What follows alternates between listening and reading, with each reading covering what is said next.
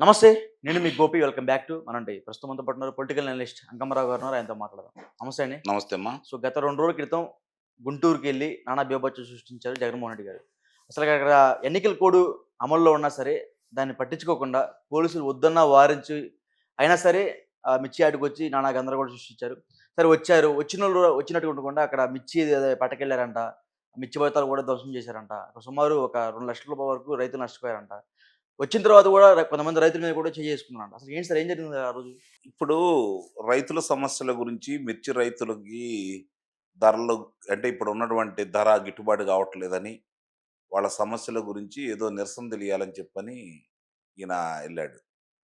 అంటే 5 సంవత్సరాలు ముఖ్యమంత్రిగా చేసిన వ్యక్తి, 5 సంవత్సరాలు ప్రతిపక్ష నేతగా ఉన్న వ్యక్తి, 5 సంవత్సరాలు లోక్సభ సభ్యుడిగా చేసిన వ్యక్తి, రాజ్యాంగం అన్నా రాజ్యాంగం పదవిలో ఉన్న వాళ్ళ యొక్క మాటన్నా లేకపోతే ఆ నిబంధనలన్నా ఎలా దాన్ని ధిక్కరించి ప్రవర్తిస్తున్నాడో మనం చూస్తూనే ఉన్నాం. కనీసం అవగాహన కూడా లేకుండా అంటే అతని ఉద్దేశ్యం ఏందంటే దౌర్జన్యం చేసి వీళ్ళు అధికారంలో ఉన్నా కూడా చూసారా నా పెత్తనమే సాగుతుంది. నేనేం చేసినా కూడా వీళ్ళేం చేయలేకపోతున్నారనే సందేశం ఇవ్వడానికి ప్రయత్నం చేస్తున్నాడేమో. వాళ్ళ శ్రేణులకు మనోనిబ్బరం నింపాలనేమో అని చెప్పని చాలామంది భావిస్తున్నారు. నాకైతే అలా అనిపించట్లా. మామూలుగా ఇలాంటివి చేస్తే కనీసం వీళ్ళ కోపం వచ్చి లోనేస్తారేమో. హ్మ్. 16 నెలలు నన్ను లోనేసినప్పుడు అప్పుడు నేను ప్రశాంతంగా రాజకీయ కార్యకలాపాలు చేసుకోగలిగాను. బయటుంటే లేనిపోని ఇబ్బందులు వస్తా ఉన్నాయి. కాబట్టి నన్ను లోనకి తీసుకెళ్తే బాగుంటుందేమో అన్న ఉద్దేశంతోటి చేస్తున్నాడనైతే నేనైతే భావిస్తున్నాను. హ్మ్. ఇప్పుడు అక్కడ రైతులు, ఈయనతో పాటు వచ్చిన వాళ్ళు ఎంతమంది రైతులున్నారు? పిల్లలను చూసారు కదా! ఎలాంటి వాళ్ళొచ్చారు? అవును. ఎంతమంది రైతులున్నారు? లేదు, ఒక ఎకరాకి ఎన్ని క్వింటాల దిగుబడైతే, దానికి దిగుబడైన దానికి ఎంత ధర ఉంటే, వాళ్ళకి గిట్టుబాటు ధర అవుతుందో చెప్పాడా? దాని గురించి అవగాహన ఏమన్నా ఉందా? 2020 సంవత్సరంలో రూ. 7,000 చాలు మద్దతు ధర అని చెప్పని అతనే కదా జీవో ఇచ్చింది. హ్మ్. ఇయన్నీ ప్రజలు మర్చిపోయారని అనుకుంటున్నాడా? అంటే ఏ ఉద్దేశంతోటి ఆ విధంగా ప్రవర్తిస్తున్నాడు? ఏంటి అతనికి ధైర్యం? ఇది మాత్రం కొంచెం ఆలోచించాల్సిన విషయం. ఓకే. ఎందుకంటే రైతుల సమస్య. నువ్వు నీ ప్రభుత్వం ఉండంగా రైతుల గురించి ఏం చేశావో ప్రజలందరికీ తెలుసు. ఈరోజు ఒక విధంగా కాకుండా రైతుల సమస్యల గురించి ఏనాడు కూడా పట్టించుకోల. ఆ రోజు ప్రకృతి సహకరించినా, సహకరించకపోయినా గూడా ఇప్పుడు వాడు జేయాల్సిన పనులు ఆడు జూసుకుంటా ఎళ్తారు రైతనే వ్యక్తి. ఎందుకంటే వాళ్ళకదే ముఖ్యం. సహకరించినప్పుడు అన్నీ సవ్యంగా ఉండి, ధర గూడా బాగా ఉన్నప్పుడు సంతోషంగా ఉంటారు. హ్మ్. నష్టాలైనా గూడా కుంగిపోకుండా మళ్ళీ ఈ సంవత్సరం మనకి లాభం రాకపోయిద్దా? మనకు నేల తల్లి మనకు అన్యాయం జేసిద్దా? అనే ఉద్దేశంతోటే నేలను నమ్ముకున్న వాళ్ళు ఆ విధంగానే ముందుకెళ్తా ఉంటారు. అవును. అలాంటి వ్యక్తుల దగ్గరికి నువ్వెళ్ళేటప్పుడు ఎంత సౌమ్యంగా ఎళ్ళాలా? ఏ విధంగా ఒక 10 మందిని తీసుకొనెళ్ళి అసలు నువ్వు వెళ్ళకూడదు ముందు. హ్మ్. ఎన్నికల నిబంధనలుండయి గాబట్టి. సరే దాన్ని తుంగలో దొక్కావు. ముందు ఒక 5గురినో, 10 మందినో పంపించేసి అసలు సమస్యలెలా ఉండయి? అక్కడ ఏ ధరకు కొంటున్నారు? వాళ్ళకి ఏ ధర అయితే గిట్టుబాటు అవుతుంది? దాని గురించి మాట్లాడుకోవాలా?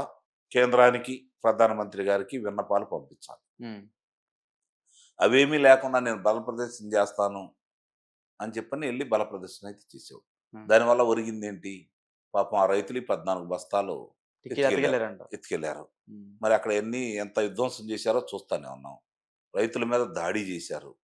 దీనికన్నిటికంటే గూడా ఇంకా గమనించుకోవాల్సింది ఆ పార్టీ శ్రేణులు గమనించుకోవాల్సింది ఏందంటే, వాళ్ళ మాజీ లోక్‌సభ సభ్యుడు ఎవరైతే ఉన్నారో నందిగం సురేష్ అనే వ్యక్తి అతను వాహనంలో గూడా ఎక్కనీయకుండా అవును. అవును. గల్లా పట్టుకొని అవతల నెట్టేయడం గూడా సెక్యూరిటీ. జరిగింది. ఆ! లీలా ఆపరేట్‌ని బండెక్కిచ్చారు. బండెక్కిచ్చారు. మరి ఇయన్నీ గమనించుకోవాలి గదా! హ్మ్. నిస్సందేహంగా గమనిస్తారు. ఎందుకంటే అప్పుడు అధికారం వచ్చిద్దన్న భ్రమలో ఈ మాత్రం అన్నా ఓట్లేసారు. హ్మ్.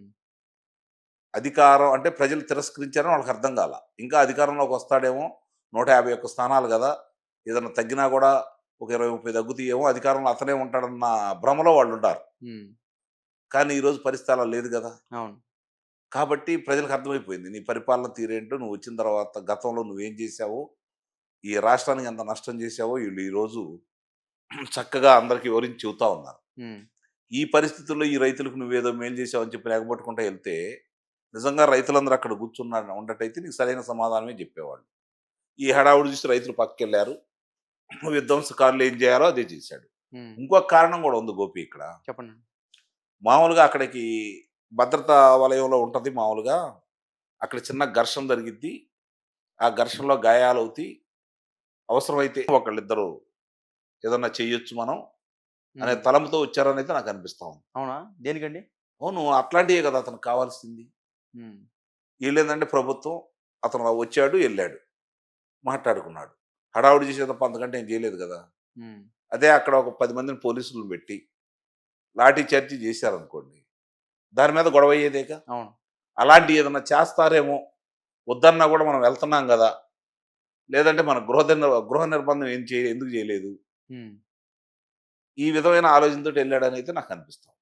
హ్మ్. అంటే యాక్చువల్‌గా ఒకటే అండి. బయట ఏమంటున్నారంటే, జగన్మోహన్ రెడ్డి మళ్ళా మీడియాలో కనపడాలని, వాళ్ళ క్యాడర్‌లో జోష్ నింపాలని కొత్త కొత్త యాక్టివిటీస్ మొత్తం చేస్తున్నారంటున్నారు. దానికేమంటారు? కావచ్చు. ఇప్పుడు నేను కాదని అంటల్ల. హ్మ్. అంటే అసలు అతను ఆ పార్టీయే మూసేయాలని నిర్ణయానికొచ్చాడని చాలా మందికి అర్థం కావట్ల. హ్మ్. దేనికండి? పార్టీ నడపాలంటే డబ్బులు గావాలి. దండిగానే ఉన్నాయంట గదా! లోనే లోన డబ్బులు ఎళ్ళిన తర్వాత బయటికి తీయడం అంటే తెలీదాయనకి. ఆ!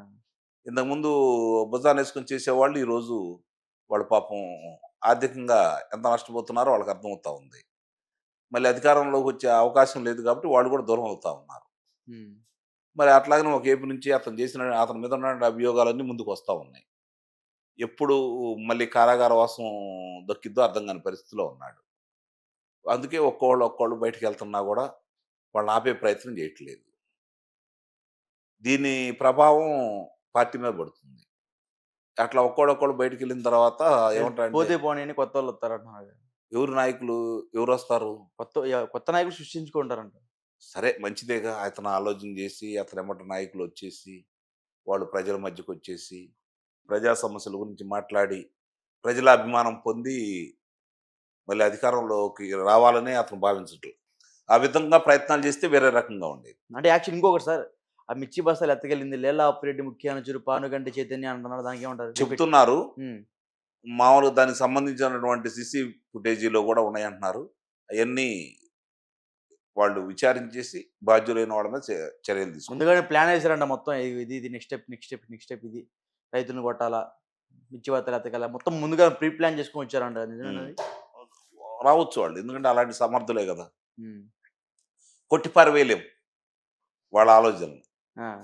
దాన్ని గమనించుకో. రైతుల్ని కొట్టారా? లేపోతే ఇదంతా టీడీపీ వాళ్ళు చేస్తున్న రిక్రియేషనా? ఆ దౌర్జన్యం చేశారాళ్ళు.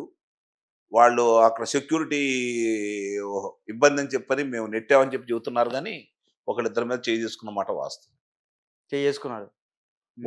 వాళ్ళ మాజీ లోక్‌సభ సభ్యుడినే నెట్టి అవతల పడేసినాళ్ళకి, రైతుల గురించి పట్టించుకుంటారని, రైతుల మీద దెబ్బేయలేదని మనం ఎలా భావిస్తాం? నందిగాం సురేష్ అంటే చులకనా వాళ్ళకి? అంతే గదా! కులం అంటేనే చులకన వాళ్ళకి. అది ఈళ్ళకి అర్థం గాక ఇంక ఎగబట్టుకొని ఆయన ఎమ్మటుండారు. గతంలో ఆయనకి చులకన కాపోతే ఎంపీ పదవి అదే ఎంపీ పదవి ఎందుకిచ్చారు? టికెట్ ఎందుకిచ్చారు ఆ టైంలో ఆయనకి? ఆ రోజు అక్కడ ఆయన కాకపోతే ఇంకోళ్ళకివ్వాలి అదే సామాజిక వర్గానికి. అంతేగాని అక్కడ ఓసీలు నిలబడరుగా. హ్మ్. ఓసీలైతే నిలబడేది గాదు గదా! బాపట్ల అనేది లోక్‌సభ నియోజకవర్గం దళితుల కోటం కేటాయించారు. ఎవరో ఒకళ్ళకి ఇవ్వాలి కాబట్టి ఆయనకిచ్చాడు. హ్మ్. నమ్మకస్తుడు గాబట్టి. ఓకే. అంతవరకే.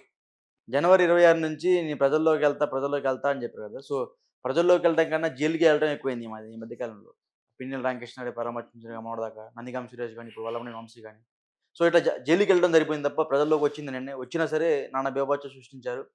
రావద్దన్నా సరే వచ్చారు. సో, ఇప్పుడు అదెలా చూస్తారు? అక్కడ నువ్వు గమనించు 6 గాలం పండించిన రైతులు తనకొచ్చిన తొలి క్రాప్ ఇది. అవును. దీని తర్వాత ఎంతొస్తదనేది తర్వాత విషయం. ఇది అమ్ముకుంటే వాళ్ళకి రేపు పొద్దున అక్కడ ఖర్చులకు ఉపయోగపడతాయి. పెట్టుబడికి. పెట్టుబడికి. ఎందుకంటే మళ్ళీ అంటే నీళ్లు పెట్టుకోవాలా, ఎరువులు చల్లాలి, క్రిమిసంహారక మందులు కొన్ని ఎయ్యాల్సొస్తది. ఆ తర్వాత కోత కూలుంటది. ఇయన్నీ పంట చేతికొచ్చిన తర్వాత ప్రకృతి సహకరించాలి. దాన్ని ఎండబెట్టుకోవాలి. బాగా ఎండిన దాకా అట్టి పెట్టుకొని తర్వాత బస్తాల్లో నింపుకొని అదృష్టం బాగుండి మంచి ధర పలికితే వ్యాపారస్తులు ఇక్కడికి వచ్చి కొంటారు. అవును. గిరాకీ గనుక ఉంటే. లేకపోతే ఇట్లానే రైతులు తీసుకెళ్ళి యార్డ్‌లో పెట్టుకొని అమ్ముకోవాల్సిన పరిస్థితి ఉంటది. అక్కడ పెట్టిన తర్వాత ఒక 1000 తక్కువో, ఎక్కువో వాళ్ళ అదృష్టం బాగుండి ఆ రోజు బాగుంటే అమ్ముతారు. ఇంత హడావిడి జరిగి చెప్పాడు కదా ఈయన. హ్మ్. నిన్న 10,000-14,000 జరిగింది మార్కెట్ అక్కడ. మరంతా అబద్ధం అంటారా మొన్న జరిగింది? అదే కదా! హ్మ్. వాళ్ళు అలా ప్రచారం చేస్తున్నారు. అసలు ఒక ఎకరాకి ఎన్ని క్వింటాలు రావాలి? ఎన్ని క్వింటాలకి కింటాకి ఏ ధర రావాలి? ఏ ధర ఉంటే రైతులకు గిట్టుబాటు అయిద్దనే అవగాహన ఈళ్ళుంటే హ్మ్. దాని గురించి మాట్లాడొచ్చు. ఆ అవగాహన అయితే ఎవరికీ లేదు కదా! ఈళ్ళకి. అవును. వచ్చారు, హడావిడి చేశారు. కాసేపు గందరగోళం చేశారు. వాళ్ళ సైన్యం వచ్చారు. కొంత విధ్వంసం సృష్టించారు. ఎళ్ళాడు. ఓకే. అయిపోయింది. ఓకే. నిన్న పాలకొండెళ్ళాడు. రేపొద్దున ఇంకో కొండకెళ్తాడు. లేతే ఇంకో మట్టికెళ్తాడు. హ్మ్. అదే కదా ఆయన చేసేది. అంత అవును. తప్ప వేరే కార్యక్రమాలయితే లేవు గదా! ఓకే. రేపొద్దున 24 తారీఖు నుంచి మామూలుగా శాసన మండలిలో ఆర్థిక మంత్రి గారు ఆయనకు సంబంధించినటువంటి పద్దులు, అప్పులు వీటి గురించి చెప్పడానికి వివరంగా వస్తున్నాడు. బడ్జెట్ చెప్పడానికి. మరి దాని గురించి మాట్లాడే అవకాశం ఎంత గొప్పదది. అవును. ప్రజల గురించి ఇదిగో పలానా సారి కేటాయించారు. ఈ రైతులు కేటాయించలేదు. లేపోతే ఈ రహదారులు కేటాయించలేదు. లేపోతే ఈ ఇళ్ళ కోసం కేటాయించలేదు. నీటిపారుదల రంగాల కోసం కేటాయించలేదు. ఇవన్నీ మాట్లాడే అవకాశం అయితే ఉంటుంది గదా! అయ్యేమీ నాకు పట్టదు. నాకు పదవొక్కటే ముఖ్యం. ప్రజలతో నాకు సంబంధం లేదని మాట్లాడేవాడు ఇంతకంటే గొప్పగా చేస్తాడని గాని, ఇంతకంటే అతను ప్రజల గురించి ఆలోచిస్తాడని గాని ఆలోచించుకోవాల్సిన అవసరం అయితే లేదు. ఓకే. సరే. థాంక్ యూ అండి. Thank you.